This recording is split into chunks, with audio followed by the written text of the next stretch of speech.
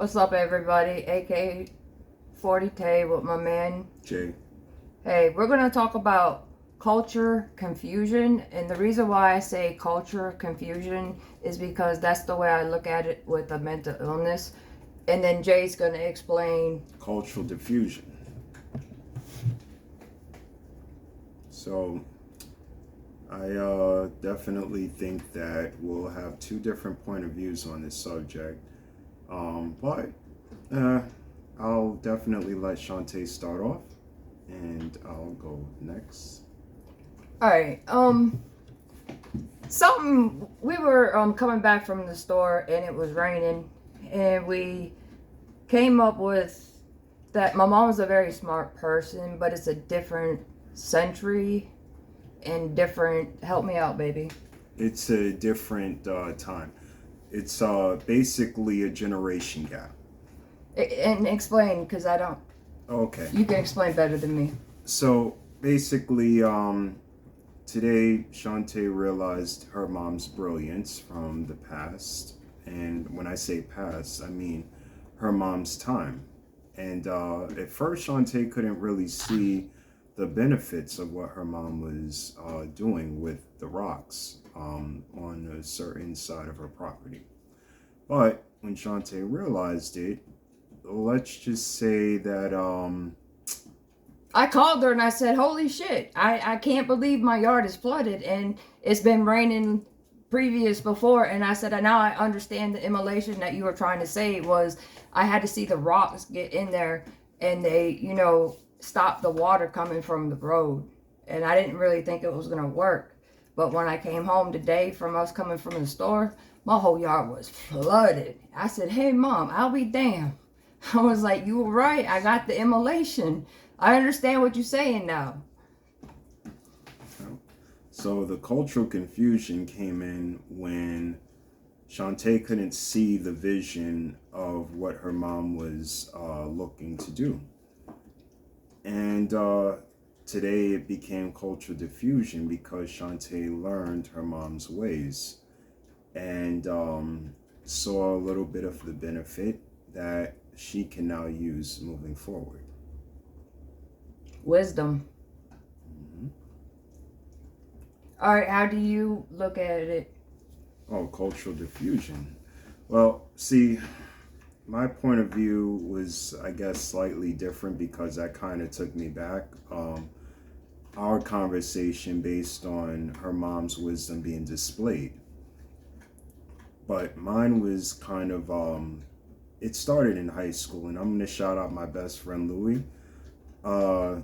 Louie and I, when we were teenagers, high school, we had different ways of looking at things, different ways of doing things, and different ways of celebrating. My thing was, Louis being from the suburbs, not that I haven't been in the suburbs previously, but not in Long Island. But Louis being in the suburbs, he told me about these crazy parties that they had in the Hamptons, and he would always break down how those were the rich areas and the price areas. Not that I hadn't seen it before, but not on that level so much, besides my dad taking me to the beach out there. But Louis was invited to some parties because he was one of the popular kids in our high school. And Louis happened to have some friends and even family members, actually, that lived in certain parts of the Hamptons that I never got to experience. Hopefully one day I will. And, Rolling with me, for sure, he going to. And I always just wondered, like, from where I came from, I'm thinking, well, I mean, parties in a mansion, I've never been in one of those before. And then Louis heard about, not then, but at first Louis heard about in, South Jamaica, block parties that my uncle would throw. And though that was kind of like the whole street anthem. I mean, for y'all that have block parties before or even been around them, you pretty much know how long they could last. Probably from one night all the way till morning.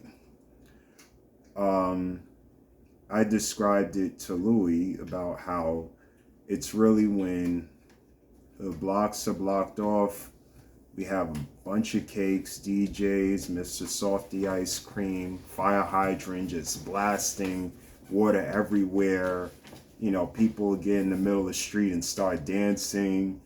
You know, basically a whole sight that Louis hasn't seen. And hopefully one day I could take him to a block party and he could take me to a Hampton party or something like that. Or we could bring him to our Hampton party. No, I don't know if we have Hamptons out here. Man, we're gonna be up in a mansion, I'm telling you. Yeah, I mean, we're in Florida. Of course, we kind of have them beat out in New York. Probably. No, I'm talking about us owning the mansion and throwing a party and then inviting them. Well, that could be one. Or you did say I was gonna be a millionaire. Yeah, well, Louis has a pretty good shot at getting there too. So he might actually invite us one day. But yeah, the point of what I'm trying to say with cultural diffusion is Louis being from a certain social class and me being from a certain social class, we started to trade ideas, and Louis saw a little bit more city savviness with me before he even started working in the city.